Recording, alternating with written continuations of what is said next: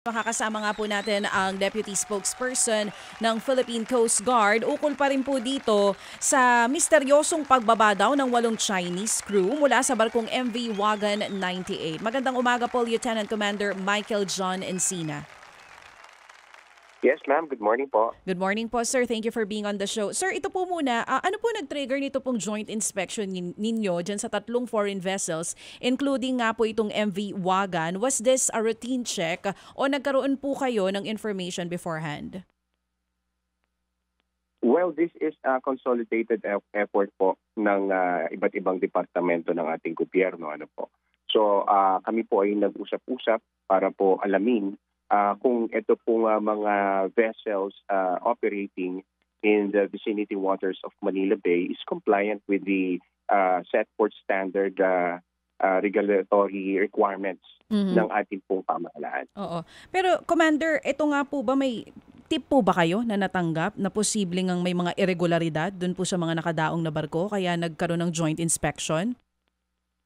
Well, as to the tip, ma'am, palagi naman po tayong nagmo-monitor kasama naman po sa ating trabaho ang magsiyasat kung ano po ang kung ano po ang nangyayari sa ating area of responsibility. Kaya po tayo ay nakipag-ugnayan sa iba't ibang departamento, kasama po dyan ang Department of Labor and Employment, Marina, Bureau of Immigration, para nga po gawin itong ganitong joint inspection. Oo. Dito po sa MV Wagan 98, sir, na-establish po ba natin na meron talagang 8 Chinese crew na bumaba bago po yung inspeksyon? Ano pong kwento dito? Well, according to our inspectors, nung chinek po natin yung kanilang logbook, nandun po yung 8 Chinese nationals na allegedly part ng kanilang crew. During the conduct of our inspection inside onboard the vessel, wala po tayong nakita na mga Chinese crew dito. Datapwat na ang nakita lang po natin ay dun sa kanilang logbook. Pero ilan pong total ng mga crew na meron po dito sa MV Wagan 98 at ano pa pong mga ibang nationality ang meron bukod sa Chinese?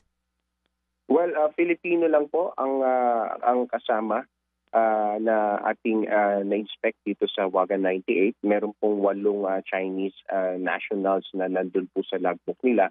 At sa kasalukuyan po tayo po ay patuloy na nakikipag-ugnayan dito po sa Marina at the same time po sa Department of Labor and Employment para po magbigay ng updates regarding po dun sa mga actions taken. Ito pong ating mga kasamahang ahensya. May bali-balita po tayo na sila po ay magpapatawag ng show cause order para po sa may-ari nitong Wagan 98. Oo. Ito po ba ay paano po yung nangyari? Parang ang possibility po nagkaroon ng parang illegal disembarkation. Ano po ang sapantaha dito sa 8 Chinese na ito?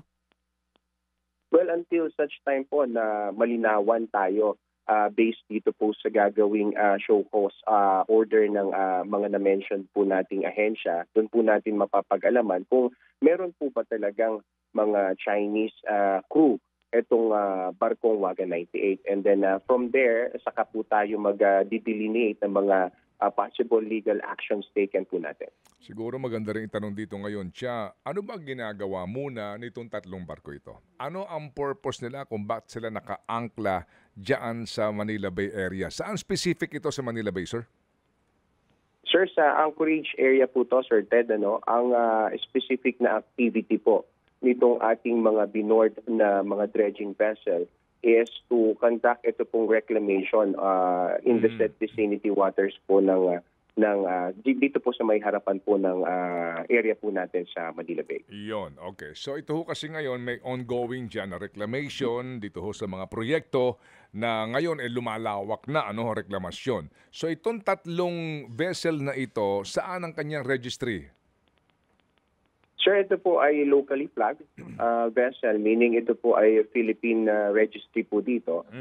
Kaya po ang dahilan natin dito, Sir Ted, kaya po natin ito binord, the fact na ito nga po ay locally flagged at may mga nababalitaan po tayo na may mga foreign nationals or part ng crew nito. Ito po ay in violation po sa RA 9295 in which it is stated that all Philippine flag vessel must be manned by Filipino officers and crew. Yung nga po, ano, so ang issue talaga dito mga kapatid, noon pa naman ito may isyong ganyan. Ito hong mga kinontrata ng mga may reclamation projects dyan, iba't ibang mga barko ito na sumisipsip po ng buhangin tapos nire-reclaim po nila.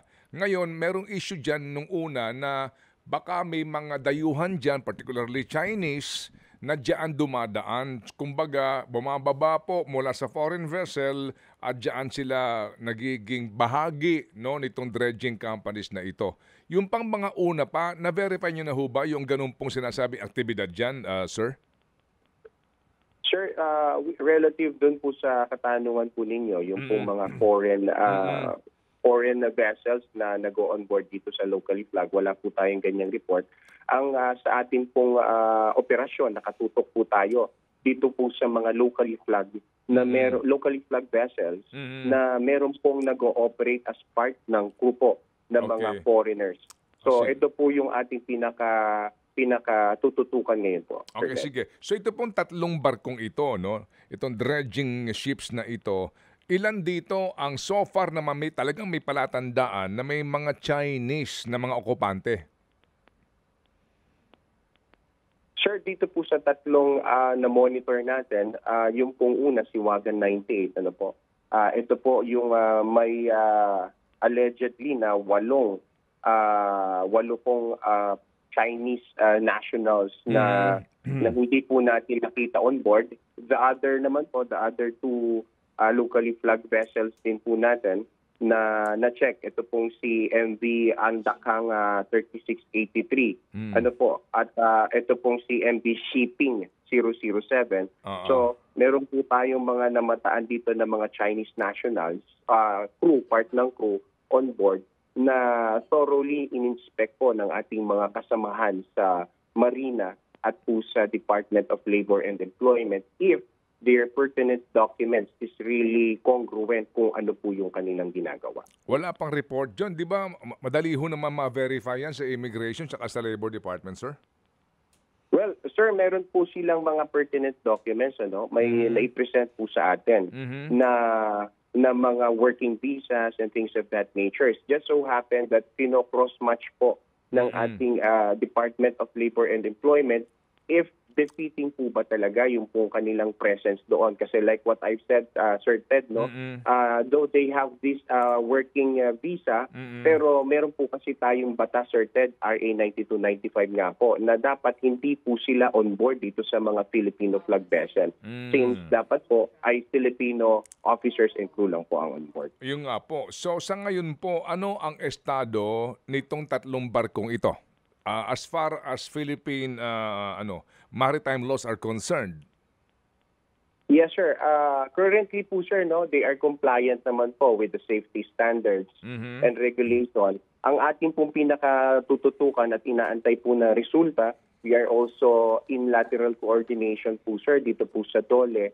After po nilang ipatawag, ito pong mga shipping companies involved, what will be the courses of action po ng mga kasamahan natin sa DOLE, whether kung may inconsistencies po ba talaga o kailangan pong i-revoke yung pong kanilang mga alien employment permits, well, that depends upon the DOLE na po, sir. Okay, kasama po dito nga sa team, di ba, ang NICA, right? Ang ating Intelligence Coordinating Agency, right? Yes, sir. Apo. I presume kaya kasama NICA dito, doon sa usapin po naman ng mga foreign spies.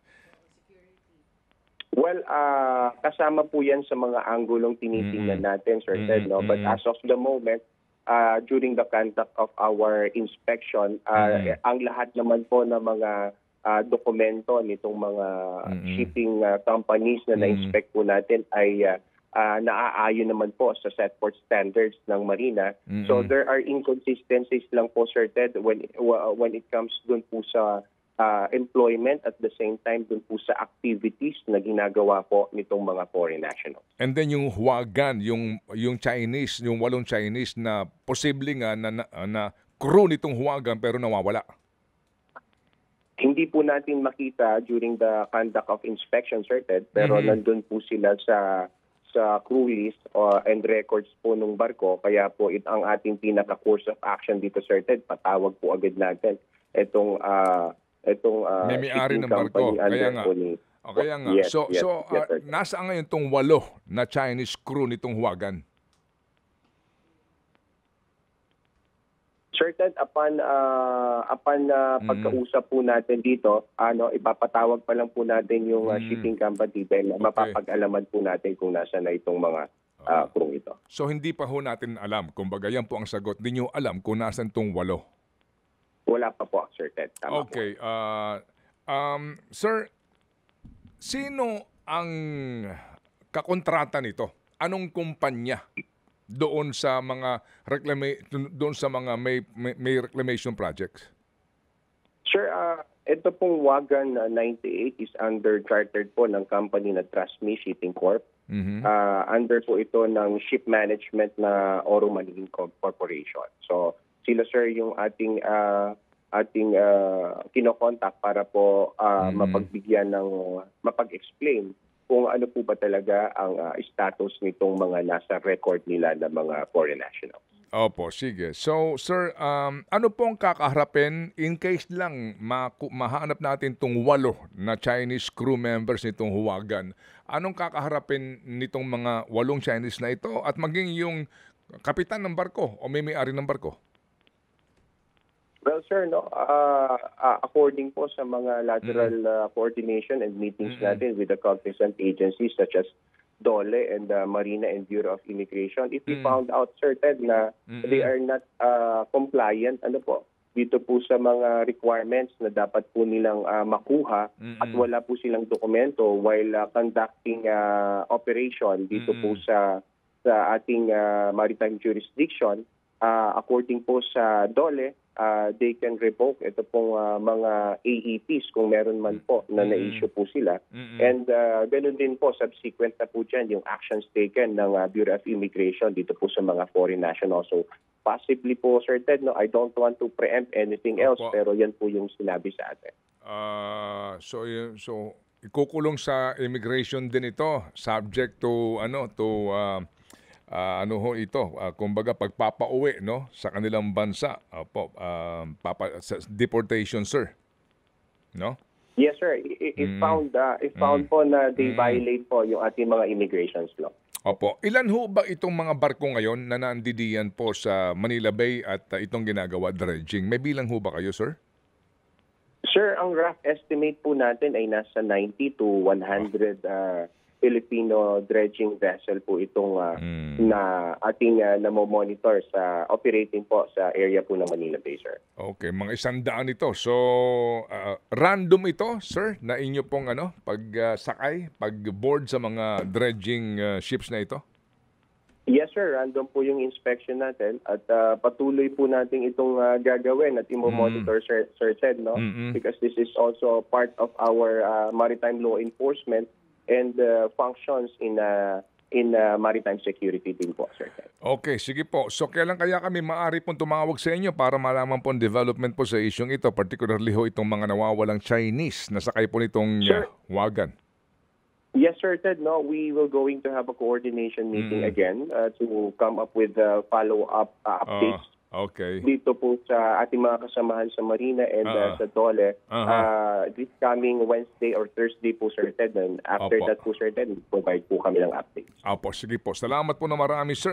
Dito po sa inyong impormasyon kasi nga kami na nagmamasid po sa isyong ito, nag-iisip-isip lang naman na baka ito ay isa nga sa mga kaparaanan para makapasok itong mga dayuhan na ito na iba na ang intensyon, maliban na lamang po sa reklamasyon. Yun po lang naman pong ating concern dito bilang isang Filipino. Salamat po sa inyo, Commander Michael Gianencina. Sir Ted, thank you very much. At katulong niyo po ang Philippine Coast Guard sa pagmomonitor, pagbabantay, pag-enforce ng ating mga batas, providing maritime security in our maritime domain, sir. Thank you very much, sir. Salamat po ng marami.